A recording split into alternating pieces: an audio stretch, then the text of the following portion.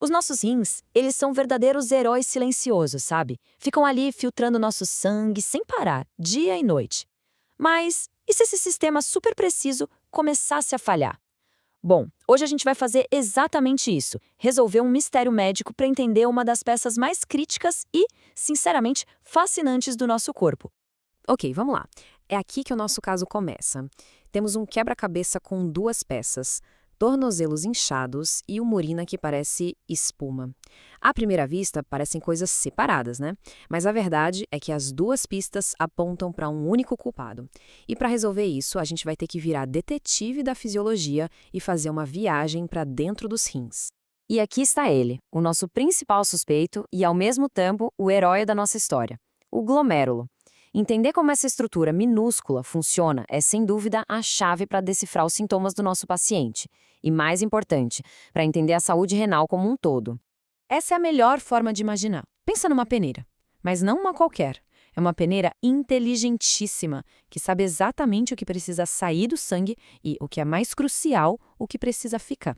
É bem aqui que a mágica começa, sabe? É nesse ponto que se forma o que a gente chama de ultrafiltrado plasmático, que é basicamente o primeiro rascunho da urina. Falando de um jeito mais técnico, o glomérulo é esse emaranhado de vasos sanguíneos bem fininhos. O sangue chega com tudo, sob pressão, por uma via de mão única chamada arteríola aferente. Passa por essa rede de filtragem e depois sai pela arteríola eferente. E essa configuração, um capilar espremido entre duas arteríolas, é genial. É isso que cria a pressão ideal para a filtração acontecer. E para essa peneira funcionar perfeitamente, a gente tem um time de 3 especialistas. Primeiro, as células endoteliais, que são a primeira barreira, cheia de furinhos. Depois, as células mesangiais, que agem como os músculos da operação, controlando a área do filtro. E por fim, os podócitos, que formam a última barreira, a mais seletiva de todas.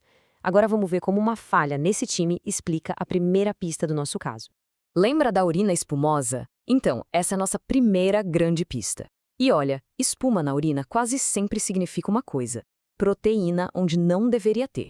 E isso nos leva direto para um problema na barreira de filtração do glomérulo. Não tem erro. E aqui a gente vê a diferença de forma muito clara. Num rim saudável, a albumina, que é uma proteína super importante, é barrada, fica no sangue.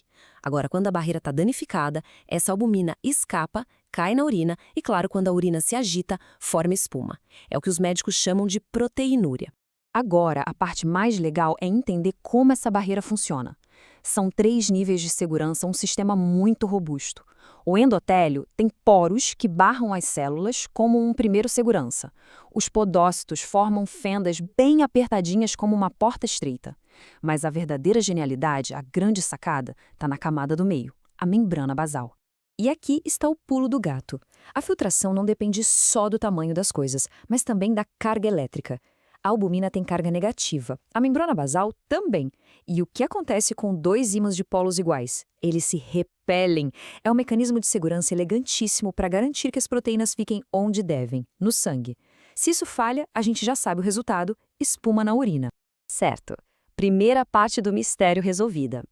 Mas e o inchaço nos tornozelos, o tal do edema? Para entender essa parte, a gente precisa mudar um pouco o foco. Vamos sair da estrutura da barreira e entrar no mundo das forças físicas. É uma verdadeira batalha de pressões acontecendo ali. Essas são as famosas forças de Stirling em ação no rim. A gente tem uma força bem grande empurrando o líquido para fora do sangue, que é a pressão hidrostática. E do outro lado tem 2 forças fazendo oposição. A pressão que já existe dentro da cápsula de Bowman e, o mais importante para o nosso caso, a pressão colóido-osmótica, que é a força de atração que as proteínas, principalmente a albumina, exercem para segurar água no sangue. E aí, quando a gente faz a conta, subtraindo as forças que puxam para dentro daquela que empurra para fora, sobra um saldo positivo, coisa de uns 10 milímetros de mg. Pode não parecer muito, né? Mas é essa pressão pequena e constante que garante o serviço, empurrando o filtrado para frente sem parar. E aqui, tudo se conecta. É o momento eureka. Se a barreira está danificada e perdendo a albumina para a urina, o que acontece com a pressão coloidosmótica lá no sangue? Ela despenca. Aquela força que segurava a água dentro dos vasos sanguíneos fica fraca. O resultado: o líquido escapa para os tecidos e se acumula, causando um inchaço nos tornozelos. Mistério resolvido. Mas claro, o corpo não fica só assistindo a tudo isso de camarote. ele tem sistemas de controle incrivelmente inteligentes para manter a filtração estável. O problema é que, às vezes, aparece um vilão tão persistente que consegue sobrecarregar essas defesas. Essa capacidade incrível se chama autorregulação. Ela garante que mesmo que a nossa pressão arterial suba ou desça durante o dia, a pressão lá dentro do glomérulo e a taxa de filtração fiquem super estáveis. Isso é fundamental para proteger essa estrutura que é tão delicada. E como ele faz isso? Basicamente de duas formas. A primeira é o mecanismo miogênico, que é uma resposta física. O vaso sente a pressão aumentar e se contrai, simples assim. A segunda é o feedback túbulo-glomerular, que é um sistema de comunicação química bem mais sofisticado. Os dois trabalham juntos para ajustar a torneira de entrada, a arteríola aferente. Vamos ver esse feedback em ação. A mácula densa é tipo um fiscal de qualidade, posicionado um pouco mais para frente no caminho. Se ela percebe que está passando muito sódio, ela entende, opa, a filtração está rápida demais. Então ela manda um sinal químico lá para trás, para a torneira de entrada, e avisa, ei, fecha um pouquinho aí. E a arteríola obedece, diminuindo a pressão e normalizando a filtração. É um controle de qualidade em tempo real, fantástico. E é aqui que entra o grande vilão do nosso caso. Esses sistemas de controle são ótimos para lidar com as variações do dia a dia. Mas eles não foram feitos para lutar uma guerra sem fim contra uma pressão arterial que está cronicamente nas alturas. Pronto, agora nós temos todas as peças do quebra-cabeça na mão. Vamos montar tudo, chegar ao diagnóstico final e, o mais importante, tirar as grandes lições que esse caso nos ensina. Então, o resumo da ópera é o seguinte: a hipertensão arterial crônica forçou o sangue a entrar no glomérulo com uma pressão tão alta e por tanto tempo que acabou estragando a barreira de filtração. Esse dano causou o vazamento de proteína que levou à urina espumosa.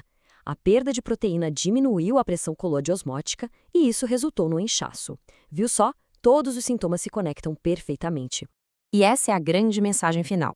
O glomérulo não é uma ilha. A saúde dele é um espelho da nossa saúde cardiovascular. Cuidar da pressão arterial é cuidar diretamente desses milhões de pequenos filtros que trabalham incansavelmente por nós. E para a gente fechar, fica essa reflexão: 60 vezes por dia. Pensa nisso. É um trabalho monumental que acontece em silêncio sem a gente nem perceber. A história desse paciente mostra de um jeito bem claro o que acontece quando a gente não protege esse sistema. A pergunta, então, não é só para ele, é para todo mundo. O sistema que nos protege está sendo protegido?